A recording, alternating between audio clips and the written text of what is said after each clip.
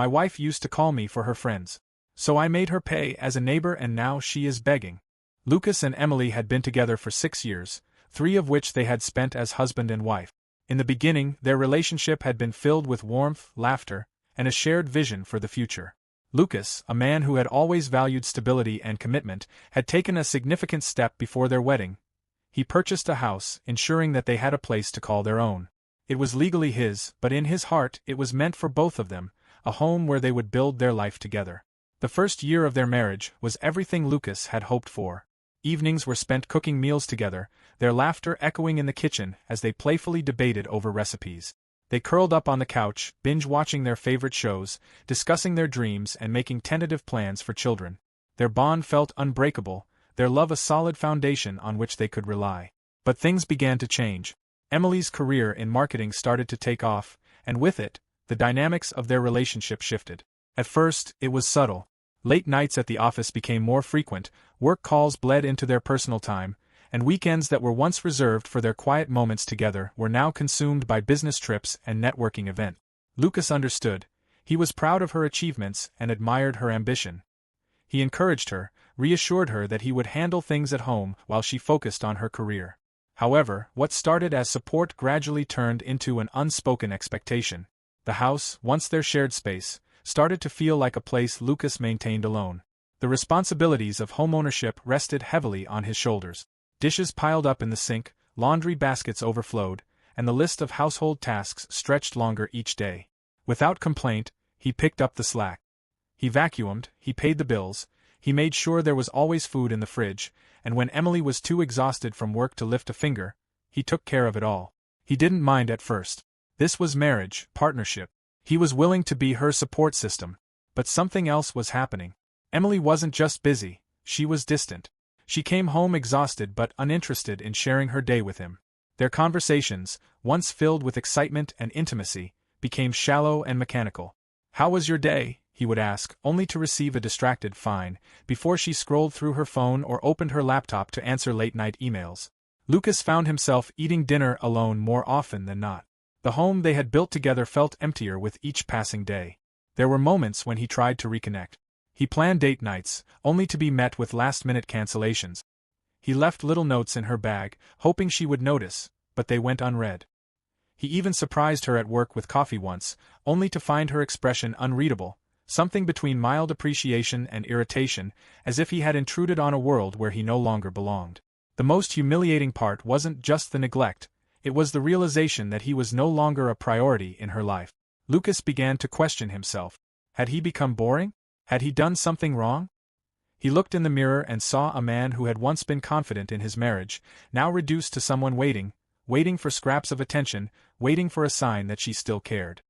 He noticed how she would light up when talking to colleagues on the phone, how she would rush to answer certain messages but leave his unread for hours. The intimacy they once shared was now a ghost of what it used to be. And yet, through it all, he remained. He carried the weight of their home, their bills, their marriage.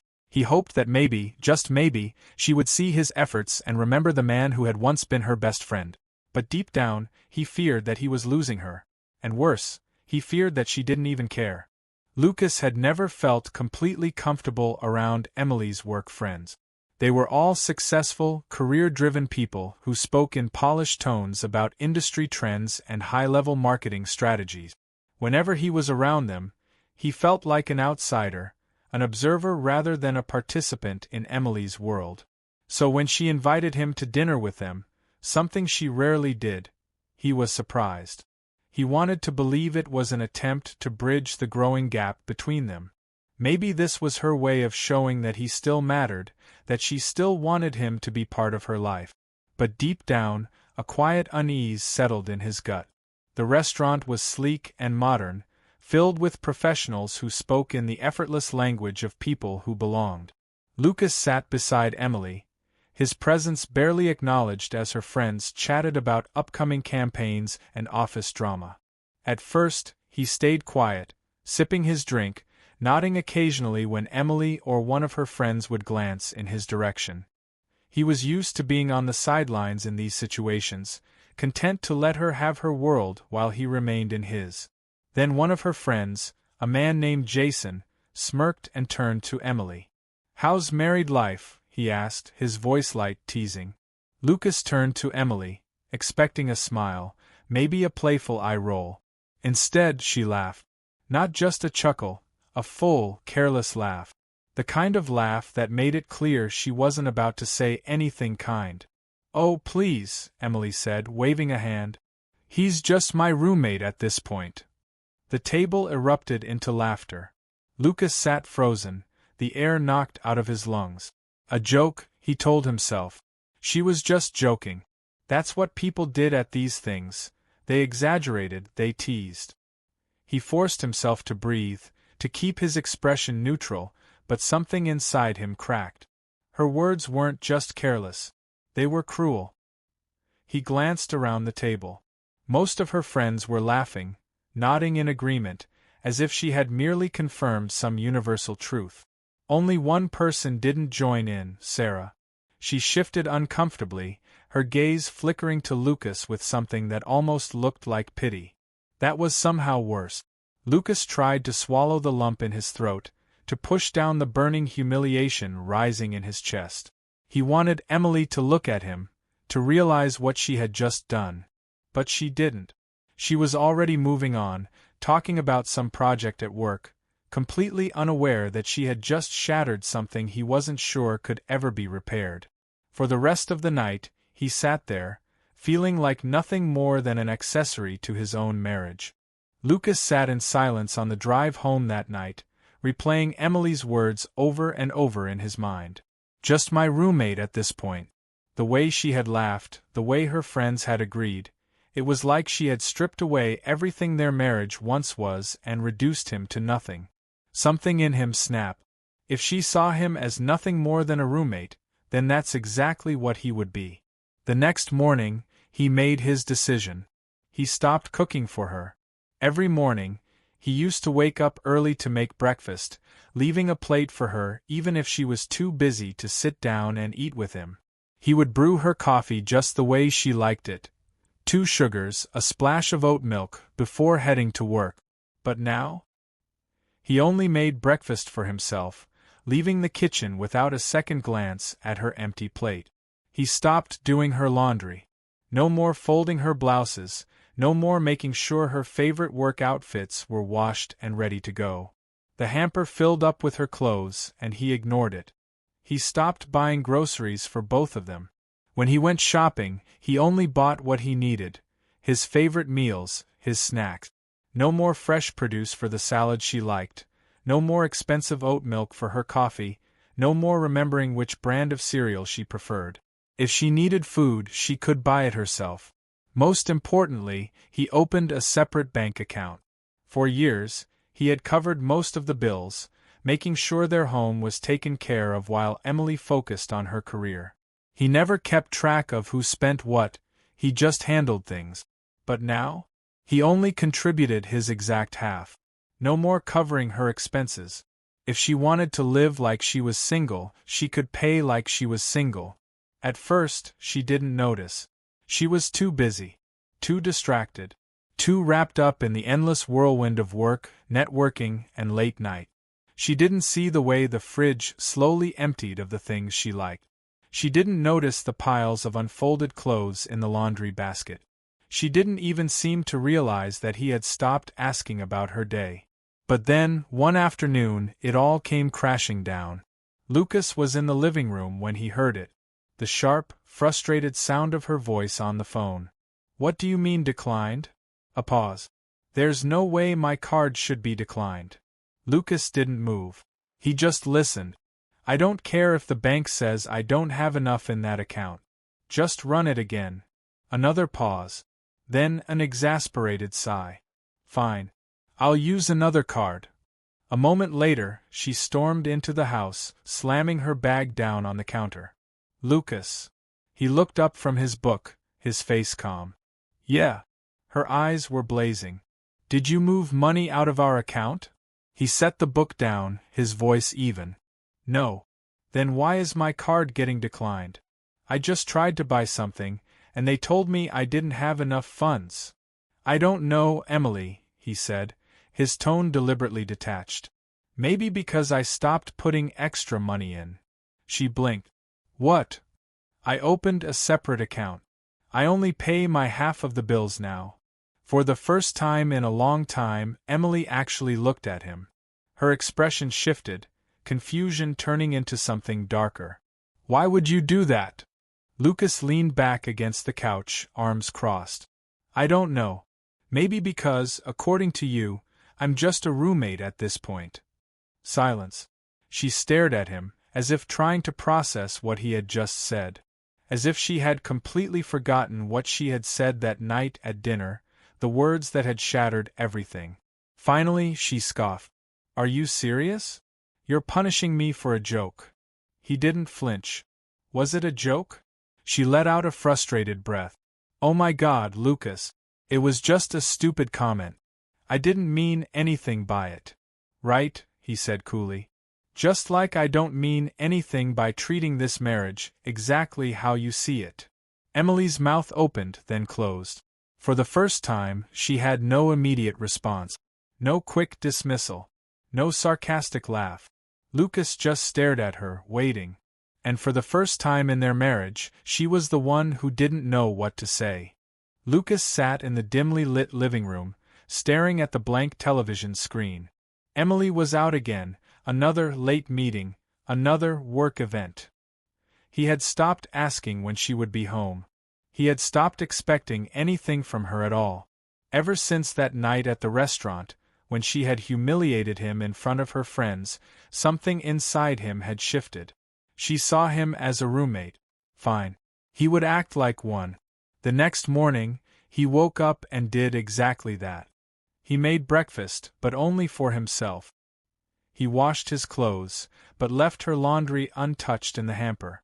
The fridge had been stocked with fresh groceries every week, something he had done out of habit, out of love. But now? He only bought what he needed.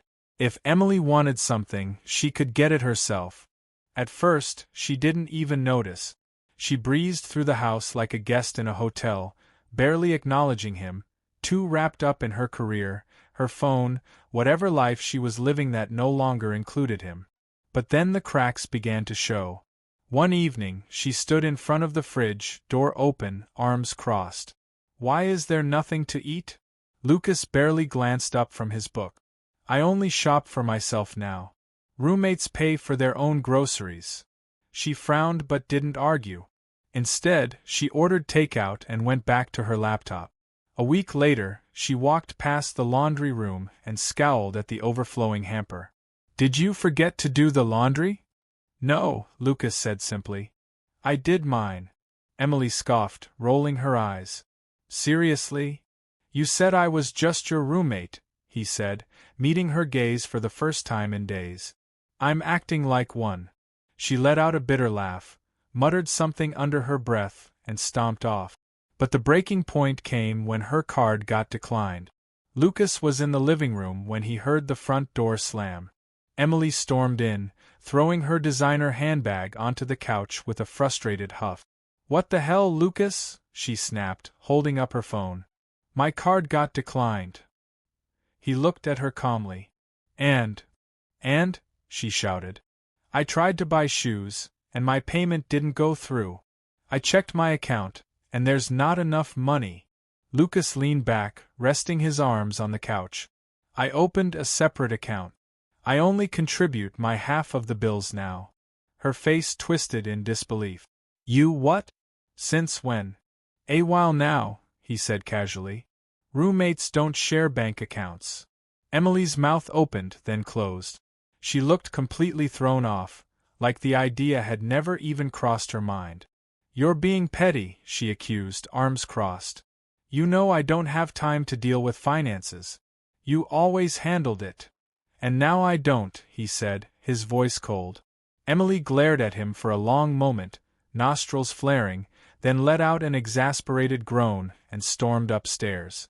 Lucas exhaled slowly, feeling a strange sense of satisfaction. But it wasn't enough. None of this was enough to shake the feeling that something much bigger was wrong. The late nights, the way she barely acknowledged him, the way she clung to her phone like it was her lifeline. She was lying. He had ignored it for too long, convinced himself that she was just busy, that work had consumed her. But deep down, he knew. And he was going to prove it. The next morning, before Emily left for another meeting, Lucas slipped an AirTag into her car. It was small, discreet. She would never notice. And then, he waited. That night, she texted him, "Work event. Late night. Don't wait up." Lucas checked the tracker. She wasn't at her office. She was at a luxury apartment complex on the other side of town. His hands clenched into fists as he stared at the screen. The next night, the same thing. And the night after that. She wasn't working late. She was going to the same place, over and over. By the fourth night, he couldn't take it anymore.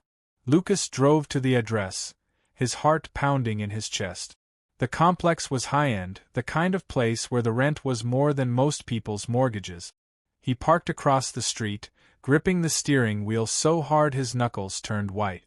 Minutes later, he saw her car pull in. His pulse hammered in his ears as he watched Emily step out, adjusting her hair, smoothing down her dress, one he hadn't seen before. She looked different, excited, alive. Not like the woman who barely spoke to him at home.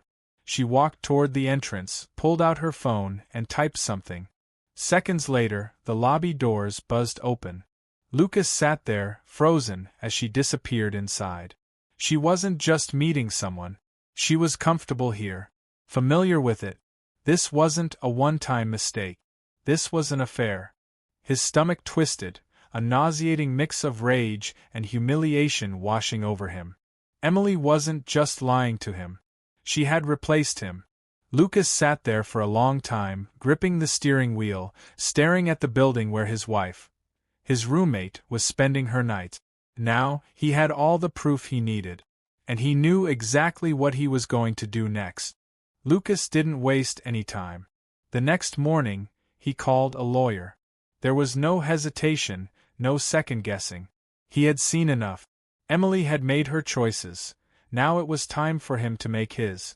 The lawyer was efficient and direct. After reviewing the situation, he confirmed what Lucas already suspected. Since he had bought the house before the marriage, and it was solely in his name, Emily had no legal claim to it. That was all Lucas needed to hear. She had walked into another man's apartment like she belonged there. Now, she was going to walk out of his house for good. But he wanted a witness. Someone who wouldn't let Emily twist the narrative, who would ensure she couldn't later claim he had been unreasonable or cruel. So he reached out to Sarah. She was the only one at that dinner who hadn't laughed at Emily's cruel joke. The only one who had looked uncomfortable, who had glanced at Lucas with something other than amusement or indifference. When he called her and explained the situation, she didn't hesitate. "I'll be there," she said firmly. Now all that was left to do was wait. The evening dragged on slowly.